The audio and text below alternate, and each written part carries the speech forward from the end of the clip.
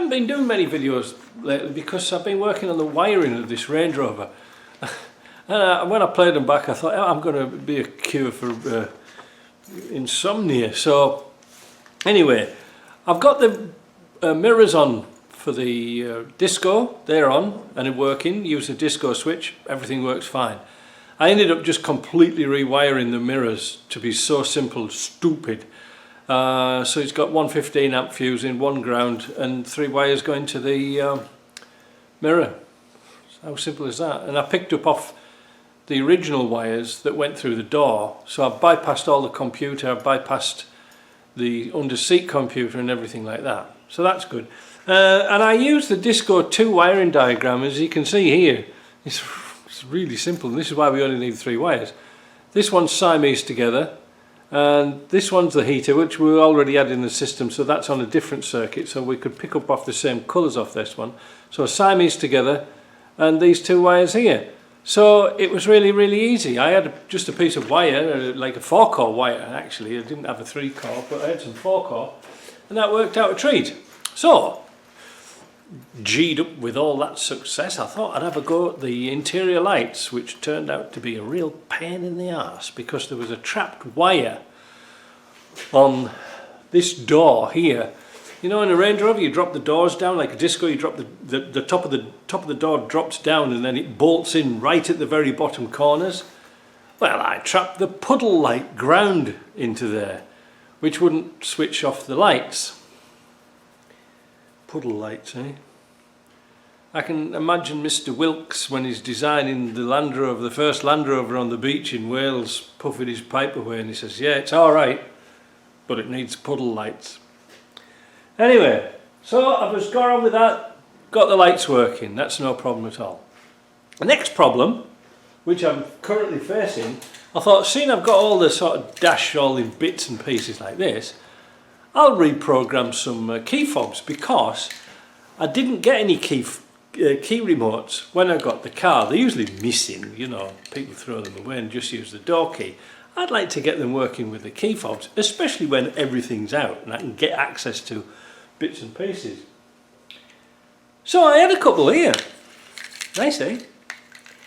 Except these are the wrong frequency. These are from the UK, from a car I must have bought and brought the ignition lock across. And these are 433 megahertz. We need 315. So you're saying to yourself, why not put the Disco system on, Mike? You've got it out there. 10 AS alarm, 2-button remote. Oh, Mike, you've spent so much money. Why not spend a little bit more on some key fobs, you that great big daft wazzick? Well, they are £220 if you can buy them. They are now obsolete, which is a word I'm becoming all too familiar with this car, but you can't buy them anymore. You can buy the, what was it now, 433 frequency, but that means changing the pickup for the alarm inside the car, which we haven't got. So if anybody out there has got a pair of remotes, now these are rest of world, so there should be a good chance of finding some, but they've got to have the single button on, and that, like I say, they're obsolete, nobody makes them anymore, but I'm sure somebody in a drawer's got a couple of these kicking about. I'd be very grateful, and I don't want them for nothing, I'll buy them, you know, I'll gratefully pay for them, but there is nothing kicking about, nothing here. I've looked through every drawer, everything. All mine are from UK cars, so they're all going in the scrap. What a shame, eh? So, yeah, sort of, the wiring is a bit discouraging, but it's getting there. So the next thing I'm going to work out this afternoon is the heater's not working. Now, when we took it out and we tested it, it was working, so there's some wire in it somewhere that's not right.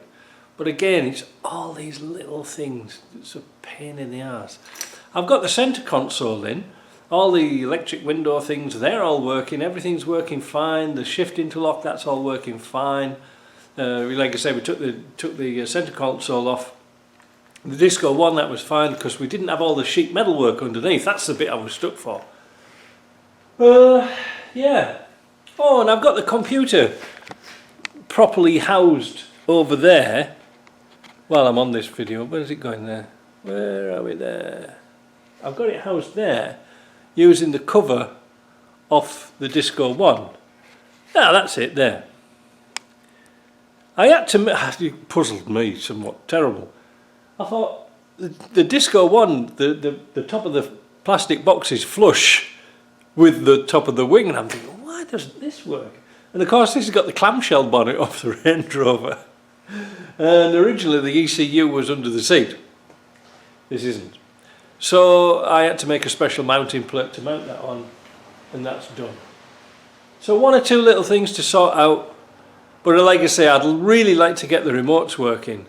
Just because I can, you know, and because I really wanted to do a video on how to reprogram these, because it's really, really simple to reprogram them if you have the right frequency.